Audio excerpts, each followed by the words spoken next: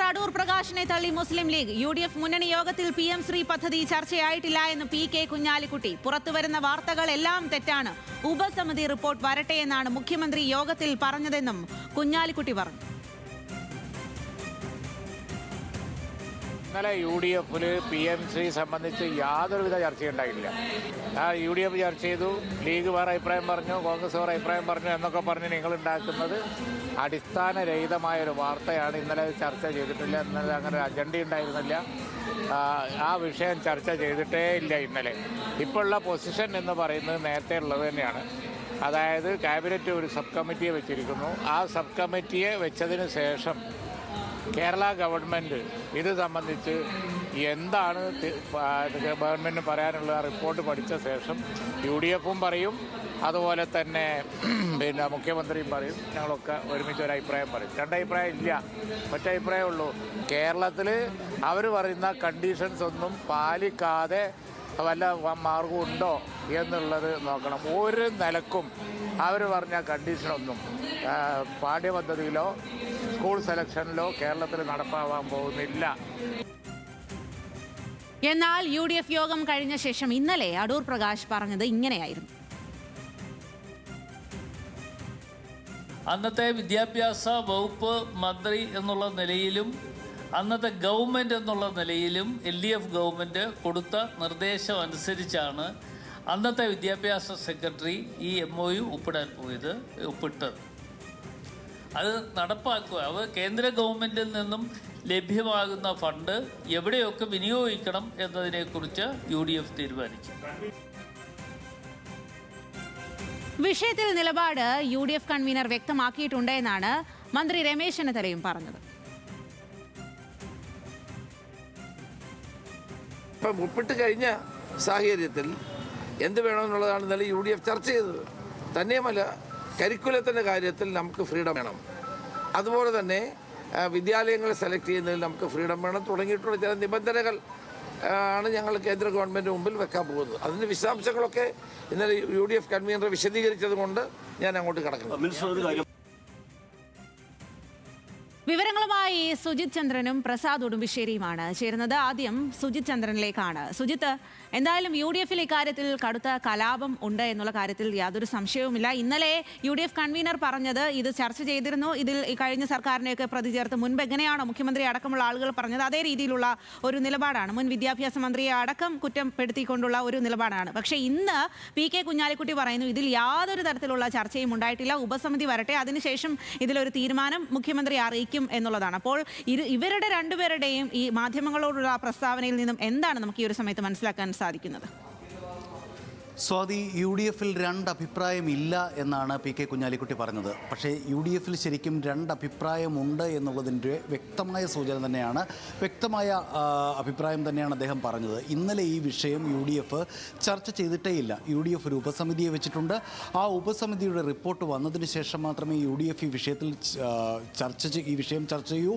അപ്പോൾ മാത്രമേ കോൺഗ്രസും ലീഗും അഭിപ്രായം പറയൂ. അപ്പോഴേ സർക്കാർ ഇത് സംബന്ധിച്ചൊരു തീരുമാനം അതിനുശേഷം മാത്രമേ എടുക്കൂ എന്ന് വളരെ വ്യക്തമാക്കുകയാണ് കുഞ്ഞാലിക്കുട്ടി. പക്ഷേ ഇന്നലെ UDF കൺവീനർ പറഞ്ഞത് നേരത്തെ LDF സർക്കാർ PM ശ്രീയിൽ ഒപ്പിട്ട് പോയി, അതുകൊണ്ട് SSK ഫണ്ടടക്കം നേടിയെടുക്കാൻ ഇതുമായി മുന്നോട്ട് പോവുകയല്ലാതെ ഇനി മറ്റു വഴിയില്ല എന്നാണ്. അതുതന്നെയാണ് UDF കൺവീനർ എല്ലാം പറഞ്ഞിട്ടുണ്ടല്ലോ എന്ന് ആഭ്യന്തരമന്ത്രിയും പറഞ്ഞിട്ടുണ്ടായി. പലവട്ടം ഈ വിഷയം ഭംഗിതരേണ മുഖ്യമന്ത്രിയും പറഞ്ഞു വച്ചിട്ടുണ്ട്.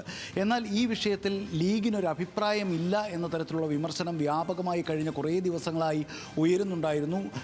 UDF അധികാരത്തിൽ വന്നാൽ PM ശ്രീ അറബിക്കടലിൽ തള്ളുമെന്നടക്കമുള്ള പ്രസ്താവനകൾ അവരുടെ നേതാക്കൾ ഇതിനു മുമ്പ് നടത്തിയിട്ടുണ്ട്. അതിനുശേഷം ഇത് മിണ്ടാതിരിക്കുകയാണോ, ഇരട്ടത്താപ്പല്ലേ എന്ന തരത്തിലുള്ള വിമർശനങ്ങളോട് ഇതേവരെ പ്രതികരിച്ചിരുന്നില്ല ലീഗ്. എന്നാൽ ഇപ്പോൾ വളരെ വ്യക്തമായി കുഞ്ഞാലിക്കുട്ടി പറയുകയാണ് ഈ വിഷയം ചർച്ചയ്ക്കെടുത്തിട്ടില്ല. ചർച്ചയ്ക്കെടുത്താൽ മാത്രമല്ലേ അതിൽ അഭിപ്രായം പറയാൻ പറ്റൂ, അത് ഉപസമിതി റിപ്പോർട്ട് വന്നതിന് ശേഷമാണ്. ഇത് ഈ ഒരു രാഷ്ട്രീയ സാഹചര്യം പ്രസക്തമാണ്.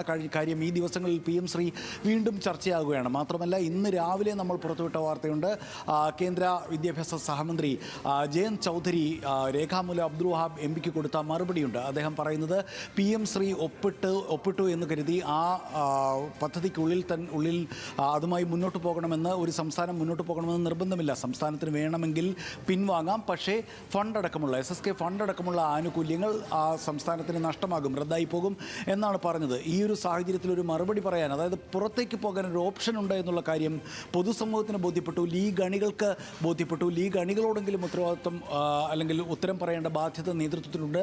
ഈ ഒരു സമയത്തൊരു പ്രതികരണം അനിവാര്യമായി തീർന്നിരിക്കുന്ന സമയത്താണ് ഏതായാലും ഇപ്പോൾ കുഞ്ഞാലിക്കുട്ടി പ്രതികരിച്ചിരിക്കുന്നത്.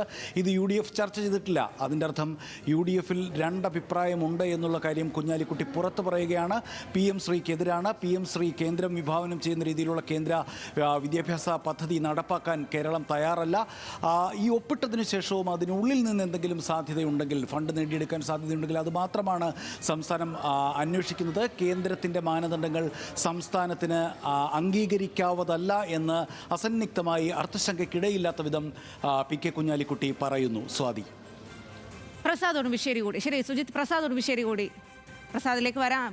അതിനു മുമ്പ് സുജിത്ത്, മറ്റൊരു കാര്യം ഇന്നിപ്പോൾ PK കുഞ്ഞാലിക്കുട്ടി പറഞ്ഞത്, ഇപ്പോൾ സുജിത്ത് പറഞ്ഞത് തന്നെയാണ്, അത് ഒന്നുകൂടി വിശദമായി പറയുകയാണെങ്കിൽ, അതായത് കേന്ദ്ര സർക്കാരിൻ്റെ നയങ്ങൾ നടപ്പിലാക്കാതെ, NEP അടക്കം നടപ്പിലാക്കാതെ എങ്ങനെ ഈ പദ്ധതിയുമായി മുന്നോട്ട് പോകാം? ഫണ്ട് നേടിയെടുക്കണം, പക്ഷേ കേന്ദ്ര നിലപാടുകൾ വിദ്യാഭ്യാസത്തിൽ ഏതൊക്കെ സ്കൂളുകളിലാണ് നടപ്പാക്കേണ്ടത്, അല്ലെങ്കിൽ പാഠ്യപദ്ധതി ഏത് രീതിയിലാണ് ആ രീതിയിൽ പരിഷ്കരിക്കേണ്ടത് എന്നെല്ലാം കൃത്യമായി മനസ്സിലാക്കി അതൊന്നും ഉൾപ്പെടുത്താതെ ഫണ്ട് നേടിയെടുത്തുകൊണ്ട് എങ്ങനെ മുന്നോട്ട് പോകണം എന്നുള്ളതാണ് ചിന്തിക്കുന്നത് എന്നാണ് PK കുഞ്ഞാലിക്കുട്ടി പറയുന്നത്. അതിൽ നിന്ന് തന്നെ വ്യക്തമല്ലേ, അതായത് ഈ PM ശ്രീ ആ രീതിയിൽ തന്നെ മുന്നോട്ട് നടപ്പിലാക്കാൻ ലീഗ് പിന്തുണയ്ക്കില്ല എന്നുള്ള കാര്യം വ്യക്തമല്ലേ?